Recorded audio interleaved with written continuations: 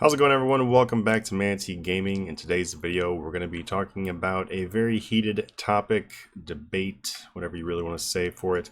It is altogether not a great thing for the community. We're talking about people leaving RS3, people joining over to old school RuneScape.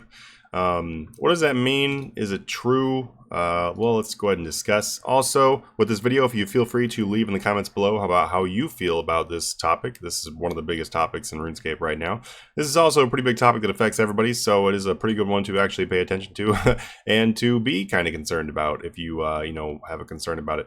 But anyway, like I said, please leave your comments down below. So, a lot of people are talking about people leaving RS3 right now. A lot of the reasons why is because, the constant people talking about, oh, old school RuneScape's better, old school RuneScape's better. And that, that's people have been talking about that for a long time. Old school RuneScape's been out now for quite a while. So it's like, okay, so why are we just now talking about a bunch of people leaving RS3?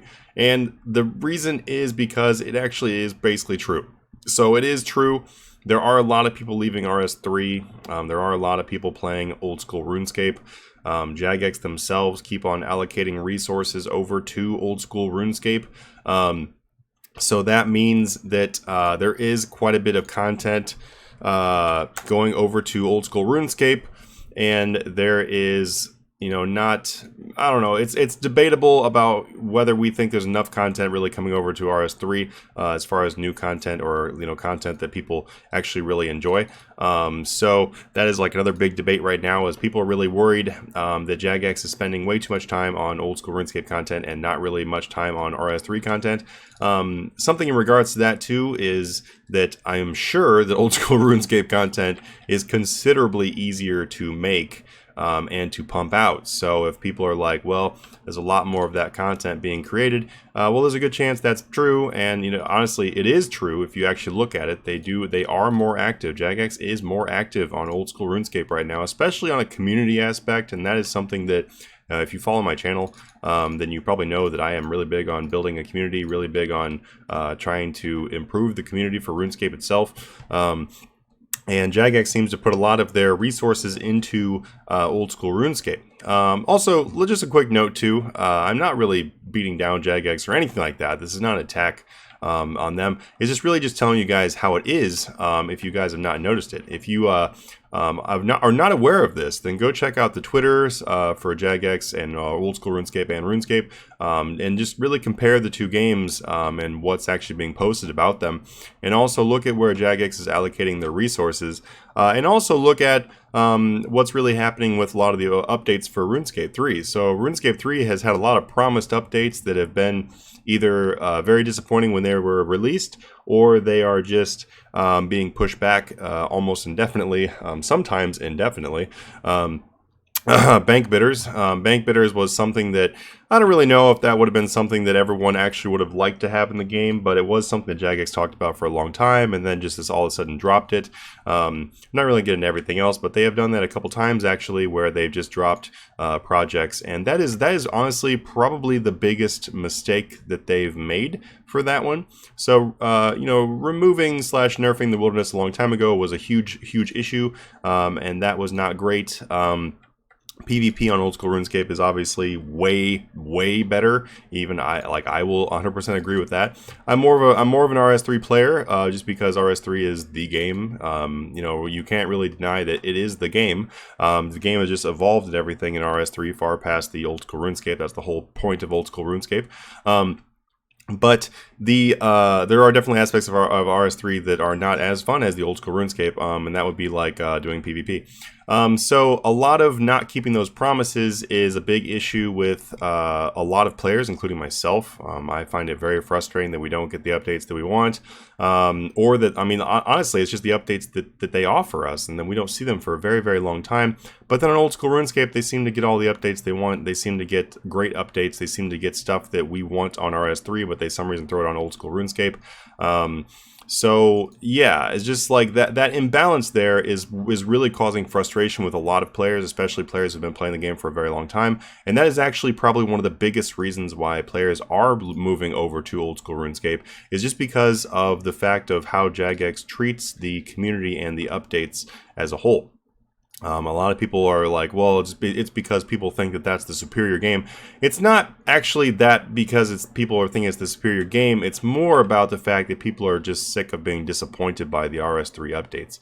I myself would love to see some of the stuff that they've put into old school RuneScape to also be integrated into RS3. And I would also like to see some of the stuff that that they promised us to come out a lot sooner. So if you are from Jagex and watching my video, which sometimes that does happen, then just really try to actually pump out those updates that you say you're going to, and just bring them out in a timely manner, and don't fall back and be like, actually, we realize we can't do this. How about just don't actually tell us about it at all until it's actually going to be a real thing?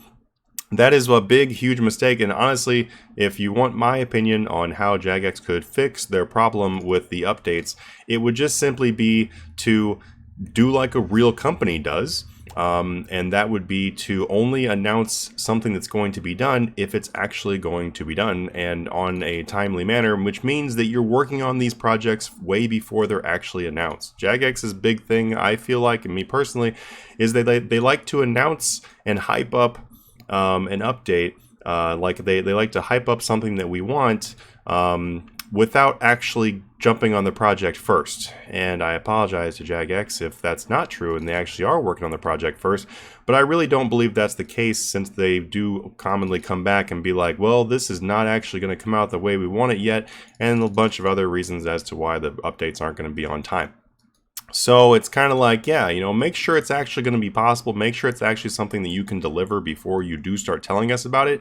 I don't think that RuneScape players are going to have any kind of problem with that. And if Jagex has an issue where they're like, well, then that's going to be a lot less of us telling you what's going to come out, or a lot less hyping up. Actually, it really won't be if you just let it catch up to itself. If you let that catch up, it'll be just about the same consistency of telling us updates, except it'll actually be done in a timely manner. And then, so old school RuneScape stuff, there are a lot more players moving over to old school RuneScape. If you look at the different server sizes, you can definitely see old school RuneScape servers usually have way more players than RuneScape 3 servers. And that's become more and more apparent. I remember playing the game when you could actually not even log into World 2 because there was too many people playing and you had to like wait in a queue, and that doesn't really happen anymore. So another thing with that too is, what does this mean for RS3 players, and what does this mean for old school RuneScape players? So there's a couple things this means. I'm not going to get super in depth because I don't want to make this video more than 10 minutes. But one of the big things it means is that some items in RS3 are going to be dropping, and that is going to be due to the fact that there's less demand because there are less players, and a lot of the really rich players are transferring over to old school RuneScape. Despite how much a lot of people don't like really rich players, they're actually very necessary to keep the economy rolling on a smooth basis. I'm not going to get super in depth into how exactly that works, but they do help to keep the economy going. They also cause problems, yes, but they do help to keep the economy going as far as stuff continually going up. If you notice the price of party hats, they've been continually going down for a very long time now, despite the fact that everyone seems to think they're going to go back up. But the thing is, guys, there's just not enough players in the game now that have that much money. They're going to be buying that many party hats. So that is a big reason why they keep dropping. If you watched my video recently about the 900 billion gold worth of party hats dumped, that player was moving over to old school RuneScape. There's been lots of other players that move over to old school RuneScape with significantly less money, but still quite a bit of money, and that's also how a lot of rares are coming into the game. There's lots of weapons being thrown into the game and not a lot of people buying them. That's why we've been seeing a huge amount of decrease in the amount of weapons, or in the prices of weapons. That also was very deeply impacted by the tier 88 ports gear and stuff like that. That also heavily impacted the price of the weapons and stuff, but a combination of both is just not really a good combination there. What it means for swap rates is that old school RuneScape gold is going to be going up in value, as it already has been, because more people wanting that gold is going to make that value go up. That's going to make RS3 gold go down. So if you were interested in swapping over, it might be better to swap over some money, because if not, then you're just going to lose more money on your RS3 gold that you're holding on to. Not really trying to pressure anybody to swapping over, but if you are interested in doing that, you might want to do that before the prices get too inflated. And yeah, it's just basic economics when it comes to the prices of these swaps. You know, that's kind of how it works. The more people that are playing one game, you know, that goal is going to go up while the other one goes down. Anyway, guys, that's basically it. I'm not going to rant too much farther in this. It's actually not a rant. It's just kind of more of an informational video. And I'm not going to do this right now. But if you guys are, you know, let me know what you guys feel about this. Let me know what your guys' opinion on it. And if you are a person who is swapping over, you know, post why you're doing it. Why are you actually going over? Is it some of the reasons I gave? Is it completely different reasons? You know, let us know. Anyway, guys, feel free to hit that subscribe button, hit the like button, and please leave comments, like I said. And I will see you guys in the next video. Have a good one.